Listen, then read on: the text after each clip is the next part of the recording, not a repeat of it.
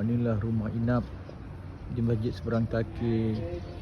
Kami bermalam di sini daripada malam tadi dan akan keluar pada tengah hari inilah. Dan kami kemungkinan akan bertolak ke Kuantan sebelum balik ke Kuala Lumpur besok pagi. Ini masjid cantik, Masjid Seberang Kaki. Solat subuh berjemaah dan ada pantai di sebelah sana. Kami berada di masjid di Seberang Kaki dan kami menyewa bilik di sebelah masjid ni. Duduk kat bawah je, memang menarik lah. Tempatnya, biliknya pun besar. Ni ada kedai makan pula.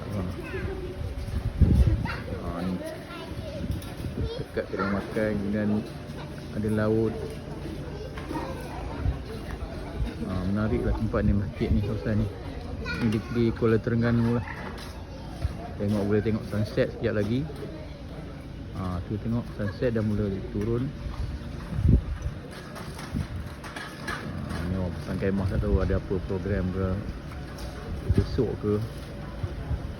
Jadi senang duduk sini, keluar main kat masjid ni. Cantik, alhamdulillah. Sekian, terima kasih.